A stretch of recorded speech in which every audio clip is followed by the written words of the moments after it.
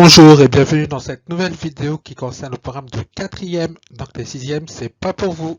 Donc aujourd'hui, un nouveau chapitre, le 7e, donc sur le cahier en rouge, chapitre 7, son et lumière.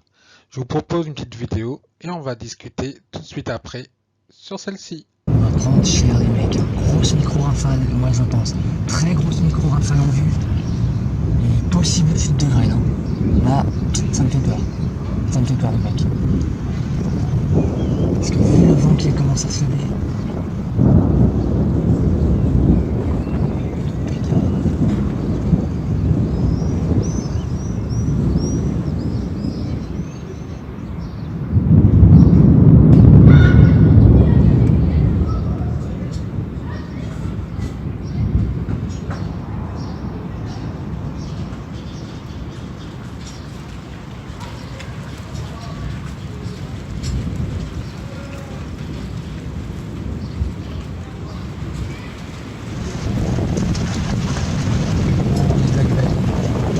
Je crois que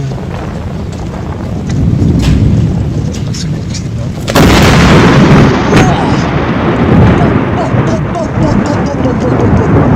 Il a tapé là. Il a tapé juste là. Si vous avez reconnu que cette petite vidéo présentait un orage, vous avez vu exactement deux impacts d'orage. Là, l'orage se rapprochait du caméraman, comme vous pouvez constater sur la deuxième impact, qui est très proche, d'où un tonnerre très fort. À chaque fois qu'on a un orage, on voit l'éclair avant d'entendre le tonnerre. Cette petite vidéo extrait du monde de Jamie explique pourquoi cela se passe comme cela. Le tonnerre accompagne les éclairs. Moi, j'accompagne mes éclairs d'un verre de lait. Mais non! Le tonnerre, c'est le bruit de l'onde de choc que produisent les éclairs en traversant le ciel. C'est d'ailleurs parce que la vitesse de la lumière est plus grande que celle du son que tu vois l'éclair apparaître avant d'entendre le tonnerre. Savais-tu que tu peux utiliser ce décalage pour estimer la distance à laquelle se trouve l'orage? C'est facile. Tu comptes les secondes entre l'éclair et le tonnerre, puis tu divises par 3. Par exemple, si tu as compté 15 secondes, tu divises par 3, ça te donne 5. Ça signifie que l'orage se trouve alors à 5 km de toi. Oh, c'est trop loin à mon goût, on ne voit presque rien. Si on fait un petit bilan sur le cahier, on peut écrire donc en rouge grand 1, comparaison entre leurs vitesses. Le son et la lumière sont des ondes qui ne se propagent pas à la même vitesse, en rouge. La lumière se propage à la vitesse de 300 000 km à la seconde environ. Et cela, quel que soit le milieu de propagation. Elle peut faire, si la Terre était plate, 7,5 fois le tour de la Terre en une seule seconde. Elle garde la même vitesse quel que soit le milieu où elle se propage. En rouge, la vitesse du son dépend du milieu de propagation et de la température de celui-ci. Plus la température du milieu de propagation est élevée, plus le son ira vite. Le son se propage à 350 mètres par seconde environ dans l'air. Sans perdition, le son, donc il, fera le tour de la Terre en 32 heures environ, soit un peu plus d'une journée, un jour et 8 heures. Donc si on regarde bien la différence de vitesse, donc pour les uns on n'appelle pas ça la vitesse mais la célérité, mais c'est deux termes qui sont assez proches.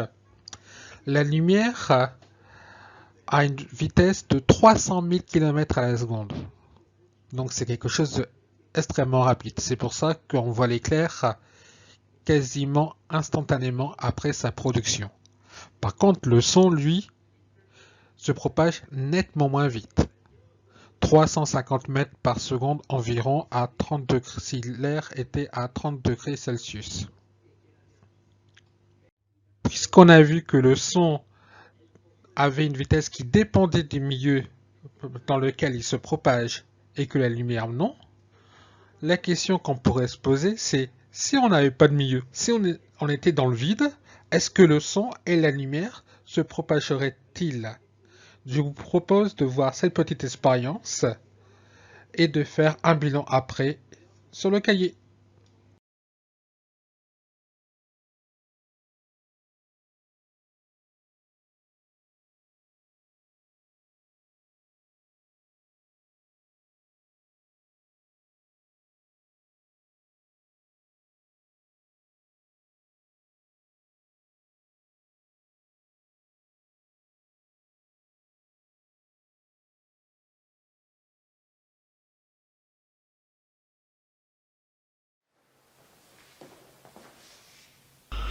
Donc là vous voyez bien que l'opérateur, comme il appuie ce bouton, va faire activer à la fois le klaxon et la lumière.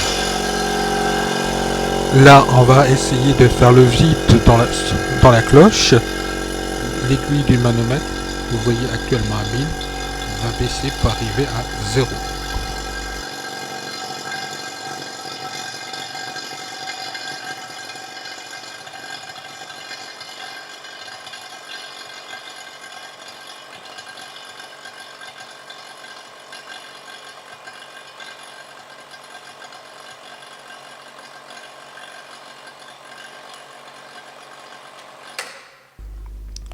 Donc là vous voyez bien que le son n'est pas entendu, mais la lumière est vue. Donc dans le vide, la lumière se propage, mais pas le son.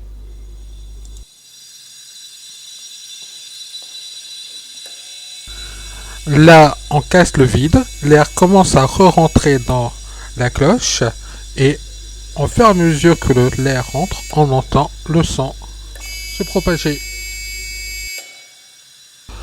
Plus l'air rentre, plus on entend le son fort.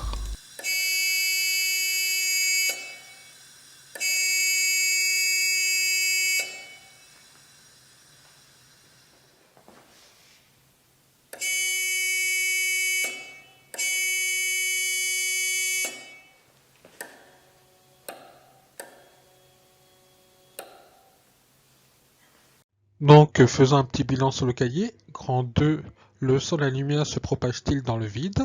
Le document que vous voyez là à l'écran se trouve dans le document complémentaire que je vous ai envoyé par mail. Donc, il suffit de découper et de coller sur le cahier. Ce que j'aimerais bien signaler, donc, c'est que le son se propage de molécule en molécule par agitation. Là, comme vous voyez, on parle de source de vibration, corde vocale, membrane de haut-parleur, corde de guitare, et on dit que ces sources de vibration sont des objets vibrants. C'est très facile de voir cela. Positionnez un haut-parleur à plat, et mettez dessus la membrane quelques grains de riz. Si vous mettez en route la musique, vous verrez que les grains de riz sautent et retombent suivant le rythme de la musique. Et cela montre bien que la membrane de haut-parleur vibre. Et c'est les vibrations de cette membrane qui est communiquée aux grains de riz. Eh bien, c'est le même phénomène qui apparaît avec les molécules d'air. La membrane de haut-parleur va vibrer, va mettre en vibration, va faire bouger, descendre les molécules d'air qui se trouvent à son proximité, et de proche en proche, ce mouvement va arriver aux molécules d'air qui se trouvent au niveau du récepteur. Donc pour nous, par exemple, ce sera l'oreille. Donc on a vu que le son ne se propage pas dans le vide, dans la mesure où, dans le vide, il n'y a rien. Il n'y a pas de molécules. Donc ce mouvement de vibration de l'air, ces déplacements successifs de molécules d'air de l'émetteur au récepteur, ne peut pas se faire. Parce que dans l'air, il y a des molécules, dans l'eau, il y a des molécules, dans le verre, il y a des molécules, dans tout ce qui est matière, il y a des molécules, mais dans le vide, non.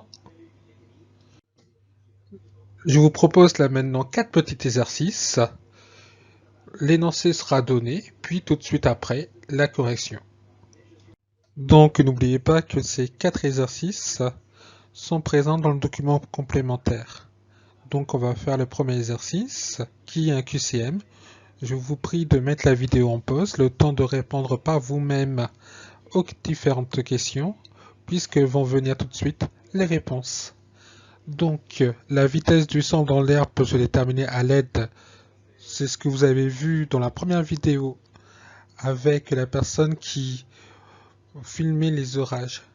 Vous avez pu voir qu'il a utilisé un microphone et une interface de mesure. La valeur de la vitesse du son dans l'air est d'environ 340 mètres par seconde. Et si la température diminue, donc à 0 degré, la vitesse du son sera plus faible, donc inférieure à 340 mètres par seconde. Donc le deuxième exercice est un vrai-faux. Donc je vous prie de mettre la vidéo en pause, le temps de répondre par vous-même à ces 3 questions, puisque vont venir maintenant les réponses. Donc la vitesse du son dans le vide à 20 degrés Celsius est de 340 mètres par seconde. C'est vrai, on vient juste de le voir dans la question précédente. Un promeneur situé à 600 mètres d'un orage entendra le coup de tonnerre environ 2 secondes après qu'il ait eu lieu. C'est vrai, puisqu'il faut 3 secondes pour que le son parcourt 1 km. Le son se déplace plus vite dans les liquides que dans les gaz. C'est vrai, puisque les molécules dans un liquide est plus proches les unes des autres. Un liquide, par rapport au gaz, c'est quelque chose de dense. Souvenez-vous ce qu'on a vu en présentiel avant les vacances de la Toussaint. Un liquide, c'est compact, désordonné. Donc compact, c'est dense. Par contre, un gaz, c'est désordonné et dispersé. Donc les molécules sont plus éloignées les unes des autres. Donc, troisième exercice, nuit d'orage. Donc je vous prie de mettre la vidéo en pause, le temps de faire l'exercice, puisque vont venir maintenant les solutions. Donc, Anna observe les éclairs par sa fenêtre une nuit d'orage. Elle voit l'éclair avant d'entendre le coup de tonnerre. Pourquoi y a-t-il un décalage de temps entre l'observation de l'éclair et le son entendu? Dès que l'éclair est produit, il est visualisé par Anna, puisque la vitesse de la lumière elle est très rapide. Dès qu'il y a production d'éclair, cet éclair est vu. Par contre, le son arrive beaucoup plus tard, dans la mesure où la vitesse du son est de 340 mètres par seconde. Donc c'est très très lent par rapport aux 300 000 km par seconde de la lumière. Donc la réponse à la question A, c'est ce décalage est dû au fait que la lumière se déplace plus vite que le son. Question B. Anna compte 5 secondes entre l'observation de l'éclair et le moment où l'on entend le son produit par l'éclair. À quelle distance environ d'Anna a lieu l'orage? Donc on nous demande de mesurer une distance. On connaît la durée, donc Anna compte 5 secondes, et on connaît la vitesse du son, 340 mètres par seconde. Donc si vous vous souvenez bien, cela se réfère au chapitre de mécanique, notamment les mesures de vitesse. On a vu 3 formules. On avait dit que ces 3 formules étaient équivalentes. Pour mesurer une vitesse, on utilise la formule V est égal D sur T. Pour mesurer une distance, on utilise la formule D égale V fois T. Et pour calculer un temps, on va utiliser la formule T est égal D sur V. Et bien là, puisqu'on veut calculer une distance, on va utiliser la formule D est égal V fois T. V c'est 340 mètres par seconde, T c'est 5 secondes, donc T est égal V fois T égale 340 fois 5 égale 1700 mètres. Trouve une méthode simple pour déterminer rapidement la distance approximative te séparant d'un orage. Il suffit de diviser le temps qui sépare l'éclair du tonnerre par 3, puisque, comme on l'a vu dans une vidéo précédente, il faut environ 3 secondes pour que le son parcourt 1 km. Et si on divise 5 secondes par 3, on va trouver 1,66666, soit 1,67 km. C'est une valeur qui est très proche de la valeur qu'on a trouvée à la question B. Donc le dernier exercice, voilà les Dalton. Je vous prie de mettre la vidéo en pause, le temps de faire par vous-même l'exercice, puisque vont venir maintenant les réponses. Donc voilà les Dalton. Pour entendre plus rapidement si un train arrive, Avrel a collé son oreille contre les rails en acier. J'entends son sifflement, dit-il. Lucky Luke, assis sur son cheval à côté des rails, entend ce sifflement 15 secondes plus tard. La vitesse du son dans l'acier est de 5 km par seconde. Estime approximativement à quelle distance se trouve le train. La durée entre le moment où Avrel entend et au moment où Lucky Luke entend le train est de 15 secondes. Donc on va utiliser comme formule D égale V fois T, V étant la vitesse du son, 340 mètres par seconde, et T, la durée qui sépare les deux moments où les deux personnages entendent le son du train, soit 15 secondes. Donc D égale V fois T égale 340 fois 15, ce qui nous donne 5100 mètres. Question B. Combien de temps a mis le bruit du train pour parvenir jusqu'à Avrel? Donc on sait que la distance elle est de 5100 mètres.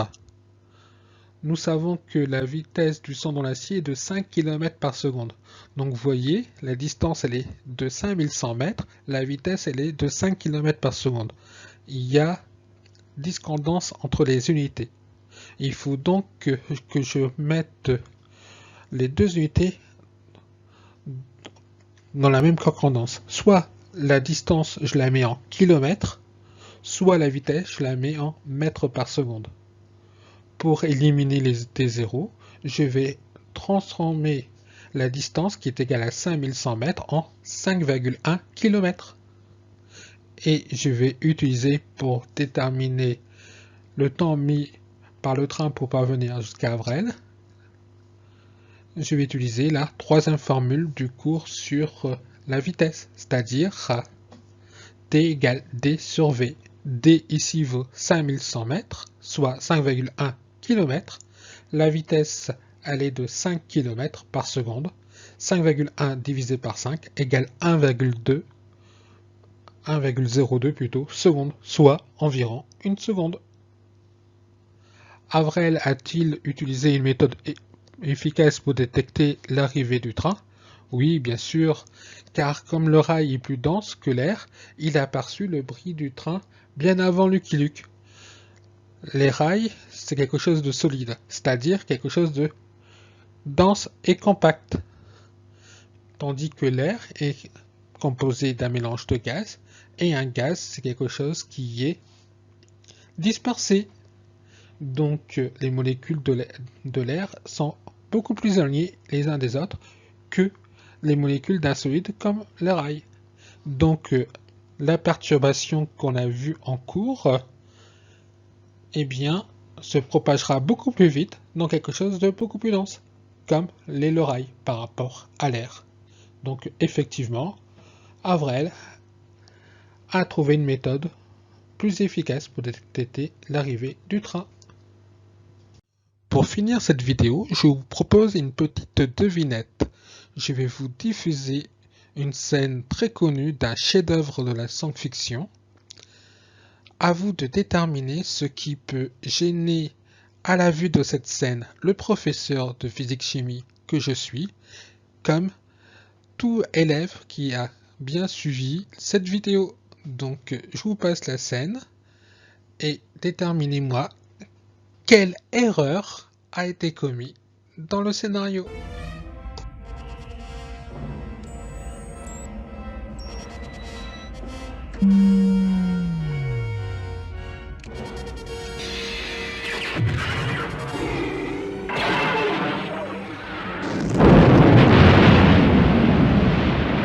Ici se termine cette vidéo. Je vous souhaite un bon week-end et je vous dis à très bientôt. Au revoir.